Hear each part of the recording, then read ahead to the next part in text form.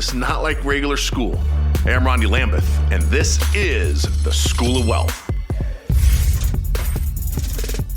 Hello and welcome to the show. I'm your host, Ronnie Lambeth, and today I have a very special guest on the show. And I know I say that often, but today I really mean it. I have a very special person that I talk to almost every single day, a young lady that I've known now for about 2.5 months, and I really enjoy working with her, talking to her, and just spending time with her. And her name is Emily Crooke. Emily, thanks for coming on today's show. Of course, it's such a pleasure. It always is, Rondi. I look forward to our daily calls.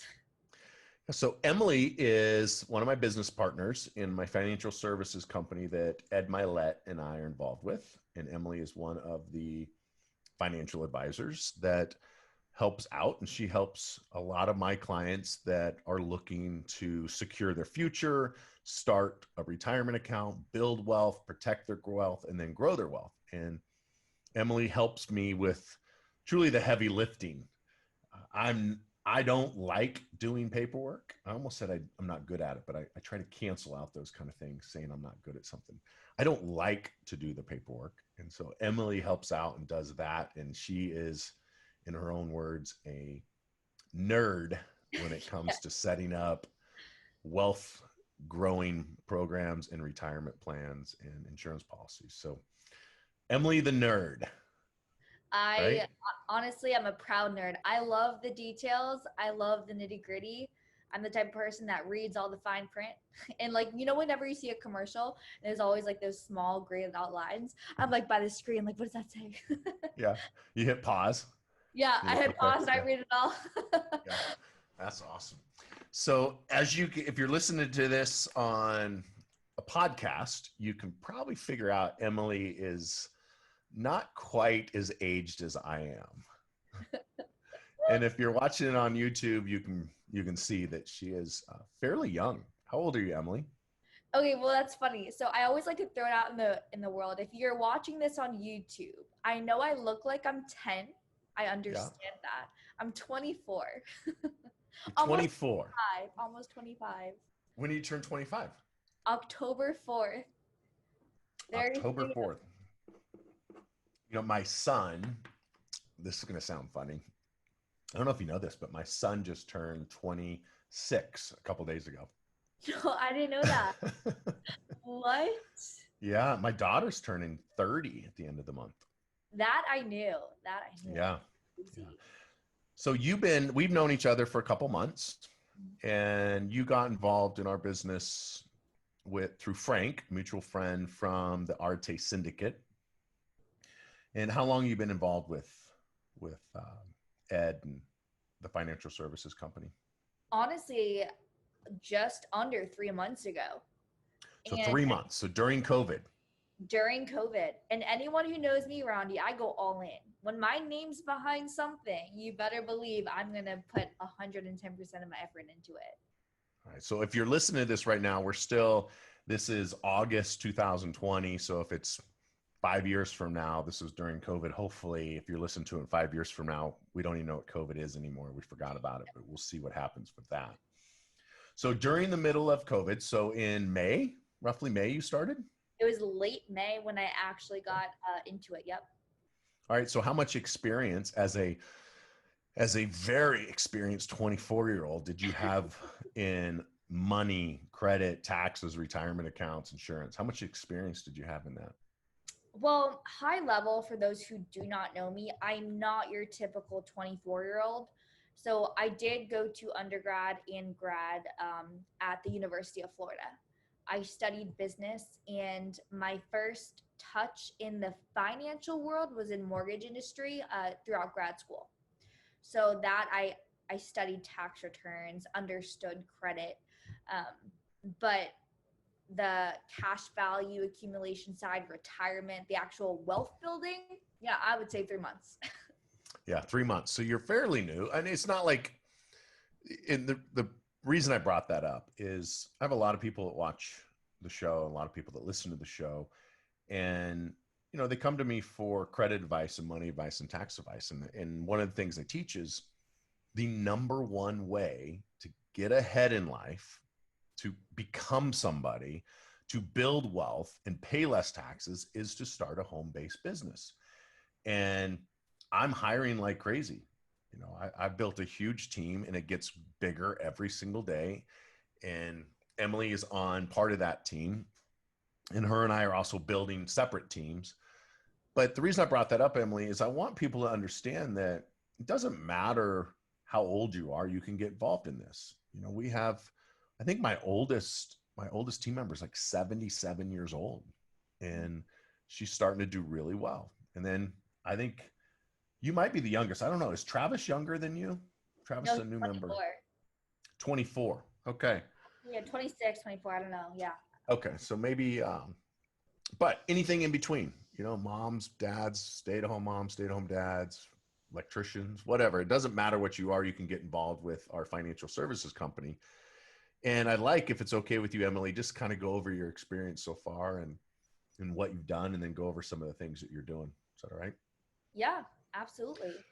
So you've been with us now 3 months, and you got coded with our company, which means you get a code inside our company. We have 50,000 or so agents, if you will.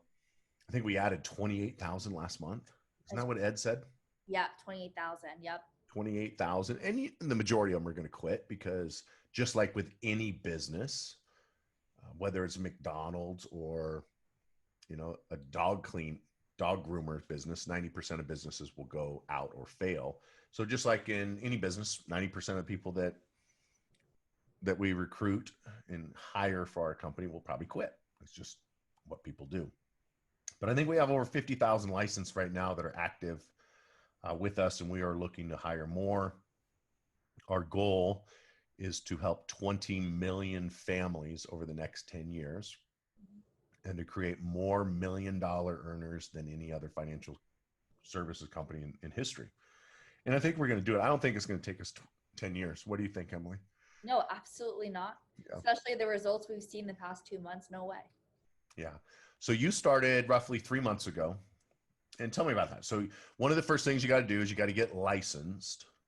And so how long did that take you to get licensed so you can actually help people with their finances? Yeah, that's a great question. So the day that I received my code, I said, you know what? This is the start of something new. This is a new chapter in my life. So I'm going all in. Each state has a pre-licensing course. It's relatively easy. Okay. And maybe grad school will be like, what the heck? So I did that in 3 days. 3 days. You were licensing, pre-licensing school in 3 days. Yeah. Yes. Okay. And after I did that, I went ahead and I sat down for my state exam. And now, depending on what your state you're in, you're actually, you could take home exams. Oh, wow. I think Texas is doing that, right? Is there any other states doing? I know New York is doing it. Okay. Yeah. All right. And so I sat down the following week and received my state exam, got my fingerprint done. So upon getting coded, it took me a full 2 weeks to officially have my Florida license, which is my current resident state. So 2 weeks. So from start to finish, it took you 2 weeks. Correct. In order to 2 weeks to get fully licensed so you can start making money. Yep. All right. So you got coded, which means you're a business owner now. You did your pre-licensing, you took your test. 2 weeks later, you now can make money. Think about this. With traditional business, and with that, how much money did that cost? Oh my gosh. $500, probably less than 500 total, right? I wanted to be more in the red, so I went ahead and opened an LLC and registered for a trademark just because I like to have skin in the game. But it was like $400. $400. So literally for $400, you got into financial services where you literally can make millions of dollars a year. Absolutely. Mm-hmm. I saw a screenshot of a deposit, and I won't say whose checking account it was. In 1 week, it was $2.1 million in commissions. 1 week, 2.1 million. So when I say you can make millions of dollars a year doing this, that is no exaggeration. So you got involved. 3 days in, you took your test. And then 2 weeks later, you got licensed. And now you're a couple weeks into it, you're out $400-500 total. And over that time, you now had to start learning the process, right? Learning the products. Correct. Yeah. And you've now become the, as we all call the IUL nerd. And Yes. I reach out to you. I'm like, hey, I need you to tell me what this is and how does this work? And right. And I've been in financial services now 13 years, and I'm still reaching out to you because you're so much further ahead than I am in this world, this part of the world. So in that 3 months, how much you're starting to make money now, right? Yeah. How Yep. long did it take you before you made your first $100 or whatever, your first dollar? Okay, so it took me 2 weeks to get licensed. Okay. I closed my first policy the week after. You And did. Okay. in this business, you get paid twice a week. I Yeah. mean, name a business where you get paid twice a week. So I got paid all of the expenses and some during that first month. Okay. So your first month, you made all your money back, 100% now in the black, right? Yep. Now you're 2 months into it. Have any idea how much you made your second month? My second month, I think I was at 5 or 6 grand. 5 or 6 grand. And then now you're 3 months into it and you're a total of what? 16? $16,000, 3 months into a business that costs a few $100s to get involved with, right? Yeah. And with that, of that, how many of them are 100% from you, meaning you're not getting referrals from anybody else? It's just you doing all the work by yourself. Like a 20%? Yeah, it's not very many, is it? Maybe not even that. The Yeah. reason I bring that up is one of the things that I like so much about this new financial services company that Emily and I are involved in is leverage. It allows you to leverage the resources of other people and other people's sphere to make money. And so, like you said, of you're 3 months into it, you got a couple $100 of investment, you've made $16,000. Maybe 20% is from your effort. The other 80% is just helping other team members. That Right. sound about right? Yeah.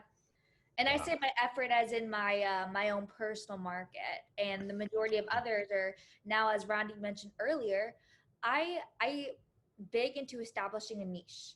And if I see an elite product out on the market that we have, and I have the ability to articulate and offer to other individuals, you better believe I'm going to hyper focus on that, blinders on. And Yeah. from that, not only did I create that whole training software to help other people on our team, help educate them, but that's how I became known for. And so now people like Rondi, like freaking Rondi, like you're like way above my league, and like you're asking me for help. So that's the power of this business. It really is. And and that's why I had you on here today was I really want people to understand how easy it is. It's easy to get in. It's not an easy business, but it's not hard. No, It's not hard at all. Talk about hard. We were on a call yesterday with Ed Milet, and you heard him talking. Those guys were carrying hundreds of pounds of furniture up 5 flights of stairs because he sold that house. He traded it for $25 million for another piece of property up in Coeur d'Alene. And it's like 100 degrees in California right now. They're having this huge heat wave. The air conditioner's not working. I don't know if you heard him say that. The AC yeah, broke. And these guys, that's hard work, you know, sitting and talking to people via Zoom is not hard. It's not easy, but it's not hard work, right?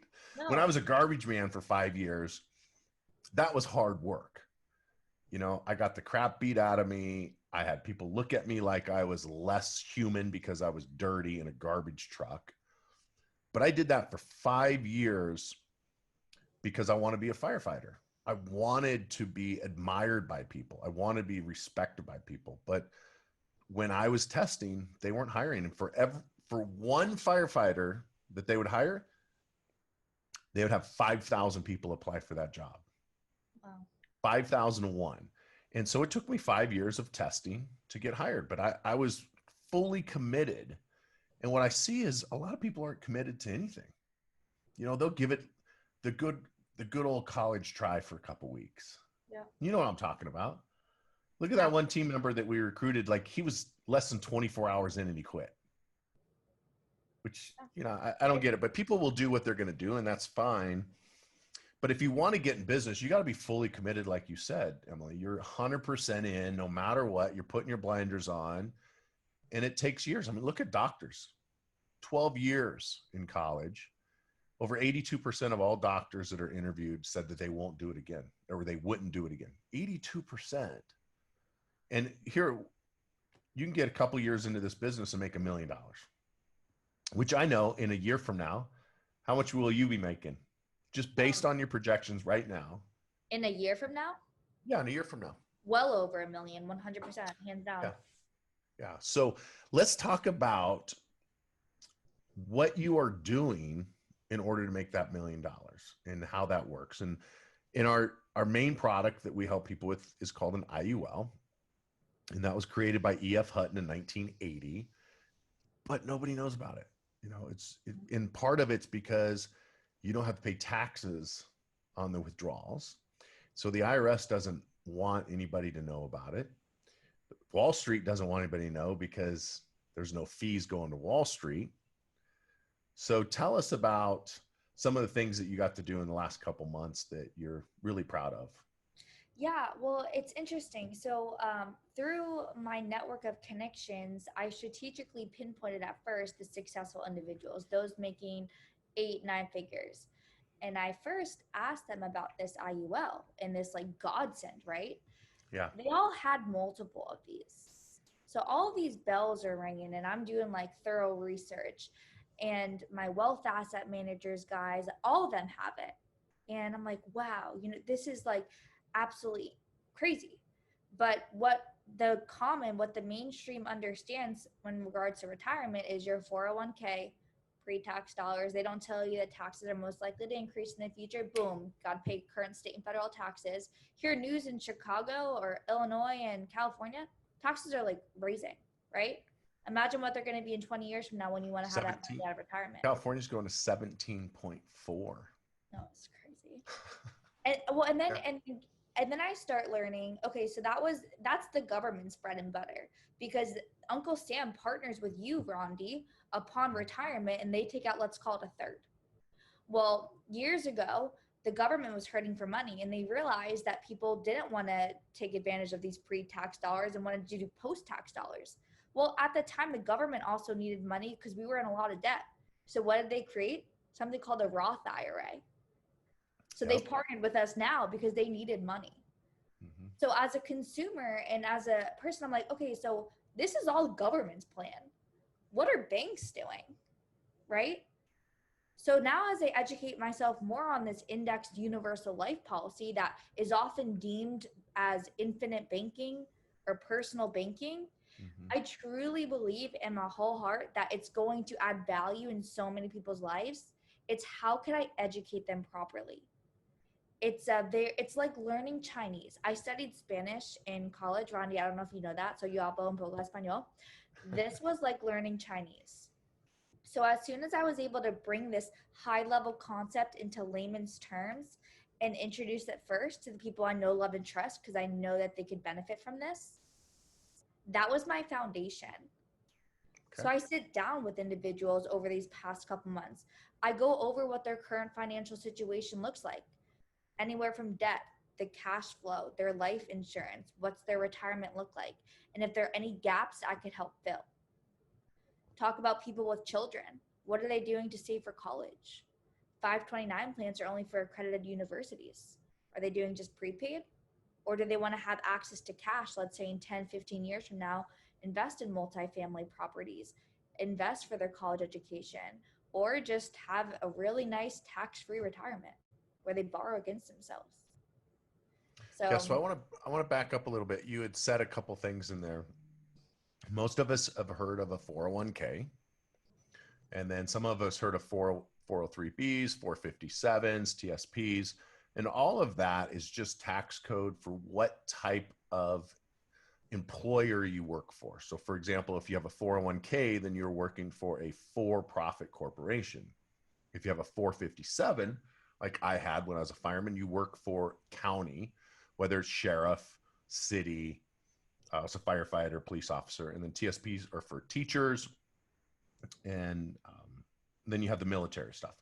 So that's just tax code. And then you have IRAs, which are tax deferred accounts, where you get a deduction from your taxes, so you can postpone or procrastinate on when you're going to pay your taxes. And then you have the Roth IRAs, which you've heard me talk a lot about, because Roth IRAs are a great strategy to put $6,000 a year away that can grow tax-free. But there's some problems with that. One, if you make over $130,000, you can't do it. Two, you can only put $6,000 in until you're 50. And the three, you wait till you're 59 and a half before you can even access it. And there's some exceptions to that, but for the most part, you put $500 a month away and you can't touch it until you're 60 years old. But then we have IULs, and that's what Emily was talking about. That's, again, taxed, similar to a Roth IRA. You pay the tax on it, then you invest it, and then it grows tax-free. So it's kind of like this, and this is something I ask Emily when I meet with families. Would you rather, do you think taxes are going to go up or go down? And what's the answer you always get? Up. They're going to go up, right? Well, actually, the answer I get goes into politics. Yeah. But think about it. Taxes are going to go up. Yeah. At one point, I don't know if you know this, in 1944, our taxes were 94%. Do you know that? No, I 94%. Yeah, they were at 94%. And prior to 1950s, there was no employer taxes. So generally, it was just entrepreneurs and business owners that paid taxes. Employees didn't. And that flip-flop in the 50s, and it become more of what it is now. But I think with the COVID bailouts, the CARES Act and all that, obviously taxes have to go up. They can't go down. And I don't think they're going to stay the same. So if taxes are going to go up, and we all believe that, why are we wanting to pay taxes in the future? Why are we procrastinating? And I ask people, would you rather pay taxes on a $10 bag of seed or on the harvest from the orchard 20 years from now? And what's surprising is people always say, I'd rather pay it on the seed, not on the harvest. And yet they do the opposite. Yeah. Well, what I They say, postpone. Ron, Yeah. I say is, do you want to go in a fighting match with like Muhammad Ali and get punched real hard right now in the stomach, or in 30 years from now, when maybe you're in a wheelchair or you're on a walker, you want to get punched real hard? Yeah. Take it now. Yeah. So with the IUL, you actually put the money away now, and it grows tax-free, and you can use it tax-free, and you don't have to wait until you're 59 and a half. Some of these plans, you only have to wait 7 months before you start using it. So tell me about one of the simpler ones, and then we'll get in some of the advanced stuff that you did. Tell me about a simple one you've done recently that you're pretty proud of. So a simple IUL, let's say I spoke to someone actually around my age, and he wanted to start off by contributing $500 a month. And then once he turned 30, he wanted to go up to $1,000 a month, of which you could not do with a Roth IRA. And then we went back up to $1,500 a month. And so we structured his in a way that he could start taking policy loans out. And don't be afraid of that word, because the purpose is to not pay yourself back, starting at age 55 to supplement his retirement. Numbers wise, from age 55 to 85, we could start taking out over $150,000 of tax-free income for him on a yearly basis. So back up a little bit. So he's your age. He's paying $500 a month. Yep. At 30, he's going to start putting $1,000 a month, which would be above the Roth limits. Correct. And then at 35. 35, he's going to be put $1,500 a month, which is not a lot of money. Basically what he's doing is he's taking his raise and he's just adding to it. Yeah. And he's going to do this. And at age 55, he's going to pull out 150 grand a year tax free. Mm-hmm. Yeah. If that was today and he was living in California, that would approximately be $25,000 a month due to taxes. 300 grand a year. You can live pretty damn good, maybe not in California, but you can live in Florida where you live, Emily, for 150 grand in cash a year, $10,000 a month, right? Or $12,000 a month, 12,500, tax free until he's age 85. Now, with that, can he get more? More. If he wants. So with that, did you set him up to where he's doing like a 3 or 5% increase every year due to inflation? Correct. Yes. Yeah. So basically he's getting $150,000 a year tax free on today's dollars. So in 30 years from now, it's actually going to be quite a bit more than 150,000. Yep. Yeah. And he can take it tax free because he's doing loans. So explain how that works with the loans, just real quick. Yeah, so this is going to be high level. And if anyone listening right now is like, no way, this is too good to be true, schedule a call with us because I can go into the nitty gritty. But essentially, let's say in your bank account, Roth IRA, 401k, when you withdraw money, if you withdraw $500,000 from $1 million, Rhonda, you now have $500,000. By leveraging this life insurance policy, we want to take advantage of a zero wash policy loan. We do not pay taxes on it because remember, it's a policy loan, and our money, the cash value we've accumulated, can continue to grow alongside the indices. Yeah. So basically the way I understand that way I explain it is you have $500,000 in your fund. The insurance company's using that to invest or day trade with it. And you get the first 15% if you're in a 15% contract with an insurance company like Nationwide or Transamerica or Pac Life or any of the other ones that we have 300 different companies that we work with. But you get the first 15%. Anything they make above 15%, they keep it. Mm-hmm. And what happens when you borrow against it, it's not like a 401k. When you borrow against a 401k or you take it out, it's no longer in the market. It's no longer accumulating. It's no longer growing. But with an IUL, you borrow against it. It stays in the market or in the index funds, growing, and then they loan it to you tax-free, and you don't have to pay it back. The intent is actually not to. And that's why when you sit down at a real estate table, let's say that they're doing this capital raising and you need 100 grand of cash, ask a couple people. I bet you they're going to say, I got the cash value from my life insurance policy. The intent is to not pay yourself back, but have the total death benefit pay back all of the loans upon your death. So how I also... So what happens with that is the IUL is actually a life insurance policy. So when you borrow the money from the policy, you don't have to pay it back. And when you die, the life insurance pays off the loan. Correct. I like to explain it like Rondi. You would not get this policy for your beneficiary to live a lavish lifestyle upon your death.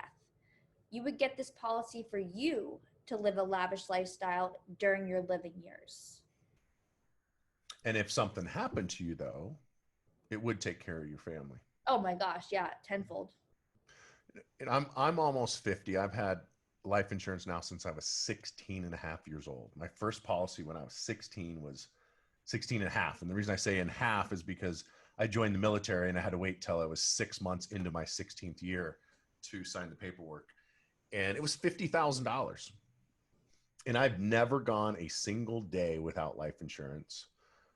Granted, I had 3 kids by the time I was 22. So I needed to have the life insurance for my family because I think if you're a father or a mother and you do not have life insurance, I think you are an extremely selfish individual.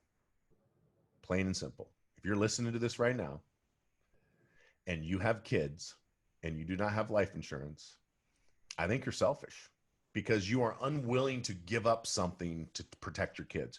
And you can fix that by simply reaching out to Emily or I and we can sit down and show you how to do it. Whether you get it with us, we don't care. I just want everybody to have it because I can't tell you what you should do or shouldn't do, but I just personally think that if you don't have it, it's very selfish. And I think it's selfish because if something happens to you, who knows what's going to happen to your kids? You know, we recently had a mutual friend. I don't know if you heard that yesterday on the call with Josh's buddy. Father of 7 got killed, 0 life insurance. Father of 7 little kids, no life insurance. What's the mother going to do now? You know, she just lost the breadwinner, and now she got 7 little kids to feed and no money, probably in debt to their eyeballs like everybody else in America. So it's just sad. So let's go over. So that was a fairly basic IUL that you did. Let's talk about the one that you're setting up right now for the real estate investor, because I talk a lot about real estate. I think real estate is a great way to build wealth. I have a bunch of apartment complexes. I believe in real estate. I personally would not be buying anything in real estate right now as far as single family, but we're still buying apartment complexes.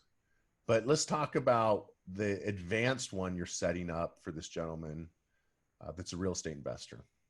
Yeah, so he's actually a syndicator, often back and forth with different multifamily commercial properties. And how we're setting his policy is he's funding it in what we're calling a max funded policy for a total of 7 years.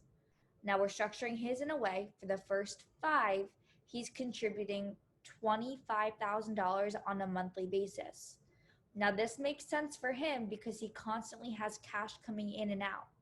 And rather than having it sit in a savings or a checkings account, why not him leverage it in a life insurance policy where it's tax protected and it continues to grow.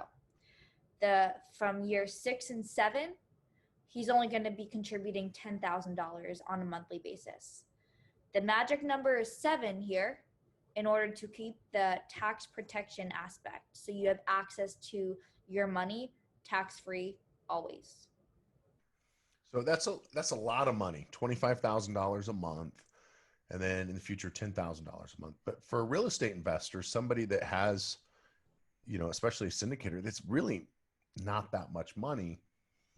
But what a lot of folks don't understand is in 7 years, what's he going to be able to do with this? Why is he putting so much money away? If he's a real estate investor, why would he be putting it in the policy? Well, he's leveraging it actually like next month. So yeah, so he can start pulling it out now. Yeah. Yeah. And so now what's happening is, remember, the money's going to stay in the policy, growing up to, did you put him in a 15% cap? Or is it a 12% cap on this one? This one's 12. So he can earn up to 12% compounding interest on this money inside the IUL, borrow against it, and then go make a, you know, for me, for example, with my apartment complexes, I pay my investors 12%. So he literally can make 12% in the IUL and 12% for me and make 24% on the same dollar. On this money, on the same dollar. Yeah, it's funny because we were doing the numbers and his return is roughly 12% as well. It's exactly what he's doing. Well, his buddy did it, and his buddy is a mutual friend of mine. And he goes, you got to talk to this blonde girl, Emily. So we get on the phone, and now it's like, yeah, it's real. And once you see it, once you experience it, why is this unspoken about? Why, you know? You know, I think it's because Wall Street doesn't want people to know about it. I think it's because the government doesn't want anybody to know. And then I think the other part is most tax professionals are uneducated. Mm. And what I mean by that is they got their blinders on and they're bean counters. And they're simply just filing your tax returns. And I say this all the time, it's your responsibility to figure out the tax code, the basics of tax code. Just like that book that I recommended to you earlier this week or last week, Tom Wheelwright's, and that is Tax-Free Wealth.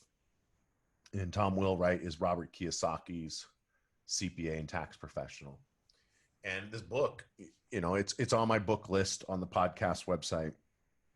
but it's a basics of how to legally build wealth without paying a lot of taxes. And a lot of people don't understand that. So I think most tax professionals just are uneducated and they're ignorant to this, as in they just don't know about it. And then it sounds too good to be true that you can put almost unlimited money into an account and then pull it out tax free.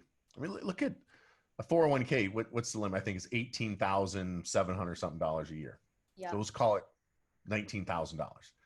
Your client's going to put 25 grand a month, right? And then pull it out in a month via loan to invest in real estate and start double dipping on it. Tax free. Yeah. Tax free. Yeah. I know there's some illustrations that I run that people start pulling money out. They put in at 60, 65.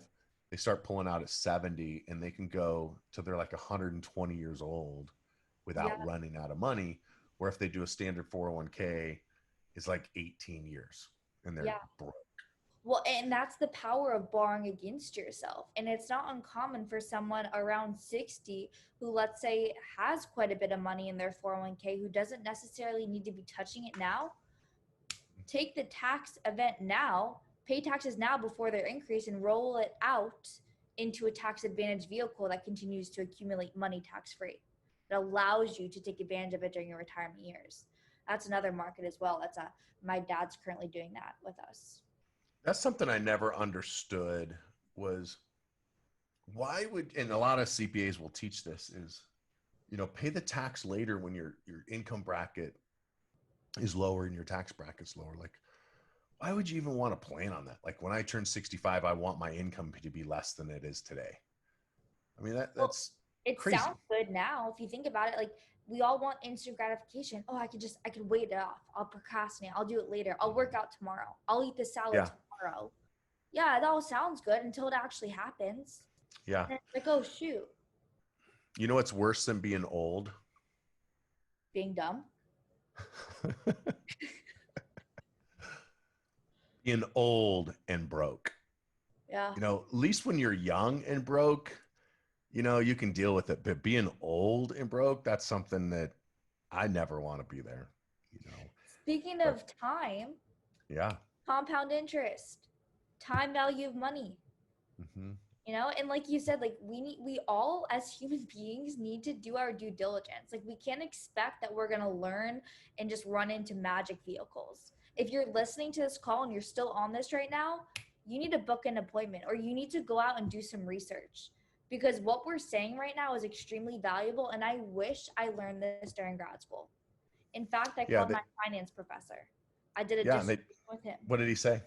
Oh, I did a dissertation with him, and I said, listen, I want to hop on a phone call because you have 2 children and a beautiful wife. I think that this is something that would pique your interest.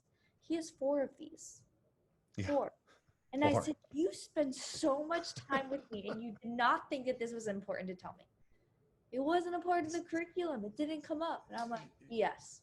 Yeah, it's truly one of the things that the wealthy do that they don't tell about it. The rich just don't tell anybody else about it. And here's the other thing people don't realize on this is you don't have to be 18 years old. We're setting one up for my grandson. He's 8 years old. And he's going to start out with $100 a month. By the time he's 22, I can't remember how much he was going to have in there, but it's like $100 and something thousand that he can borrow for college. He can borrow for a car if he wants. He can borrow to start a business. He can borrow it to buy a house. Doesn't have to go to college. $100 a month. Turns 20, 21, 22. He's going to have $100,000 in there. And then if I remember right, Emily, if he continued at like $100 or $200 a month till he's 65, it was like $3 million. Yeah. It was because of compound interest, right? Yeah. And that's just based off of the bottom of the stock market. Like, it just barely trugging along. If we have years like we did this year, it'll be considerably more than that. But well, I think as well, we didn't even touch on, like, a side note is one of the biggest features is we have a floor of 0%. And as your listeners probably know, any decrease in the market is actually more significant than any gain.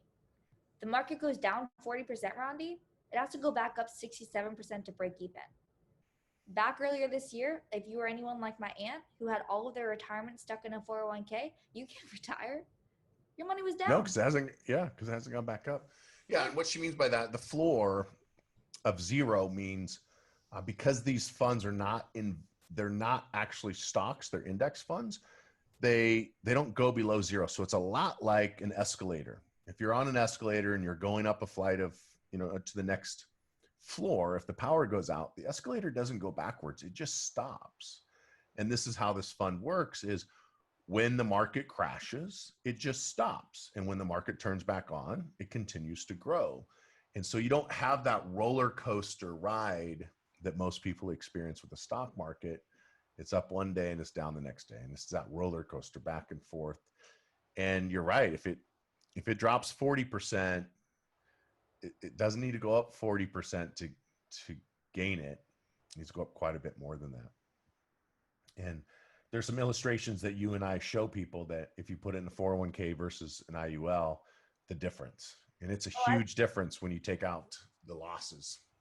And I've done Excel sheets with very analytical minds going to the 401k, to the Roth IRA, traditional IRA, IUL, these other index funds. I'm just like, throw it at me. Talk to a tax attorney, wealth asset manager, CPA, all the different viewpoints. Yeah.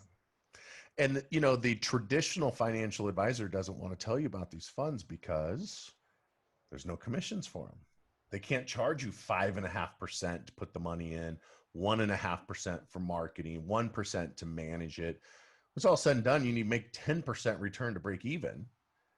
And they don't want you to know about this because there's no money for them, right? So I know you have a call to get on, so we're going to wrap this up. If you're listening right now and you want some help with your finances, or if you're interested in looking at what our business does and looking at a business overview, get in touch with Emily or I at rondylambert.com/Emily. That's rondylambert.com/Emily. Put in your contact information and one of us will reach out to you. And this is free. If you went to Merrill Lynch, if you don't have at least $5 million, they're probably not going to talk to you. I have a slide in one of my presentations from the sales director of Merrill Lynch that is scolding his salespeople, saying, stop talking to the poor people in the middle class. We are not a charity, essentially is what he says. And this is how they look at us, us non-rich people. I say that as everybody else listening to this. But they probably wouldn't talk to most of you because you don't have enough money. Where Emily and I, if you got $20 a month, we're going to talk to you. If you got $20 a month and you want to start investing, we'll talk to you. We'll help you out because we're not doing it for the money side of it. We're doing it to help people out. But go to rondylambert.com/Emily, and it'll be in the show notes as well. And we'll reach out to you and look at it. Again, we're not going to charge you for this. There are some people that charge $1,000 for this. They'll go over all your finances, your taxes, your retirement accounts, your insurance. They're going to bill you for it. We're not going to bill you anything for it. And if we can find some holes in your financial ship, then we'll show you how to plug it. And then you decide what you want to do with it. So thanks, Emily, for coming on. Of course. It was such a pleasure. I could talk about this all day long. I know. I wish we could talk a little bit longer, and we will later, but I know you have a family to help here in the next few minutes, so I got to let you go. Any closing words for us, Emily?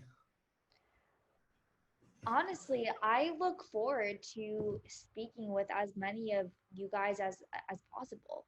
My whole goal and my passion in joining this business is truly to help. And like Ronnie just said, it's not $1,000 a month, 500, 200. It's anything that you could do to better your future. And by starting now, now's the best time. It's not too late. If you wait till tomorrow, yeah, it is too late because you have the opportunity to start now. So my goal for you all is to take action and understand that you have both myself and Rondi to just help. We're not charging, and my heart is to teach you all something, to be a blessing in your life and to be a little light. So awesome. Well, thanks again. And as always, if I can help you with your credit, your taxes, your insurance, your retirement, please reach out to me. All places on social media at Rondi Lambeth. And again, to get in touch with Emily or I to look at your finances to see if we can help you with that. No strings attached, nothing to buy, nothing. We're not going to sell you anything. rondylambert.com/Emily, and we will reach out to you and give you a free consultation with that. So thanks again, Emily, for coming on. Of course. I hope you all have an amazing day.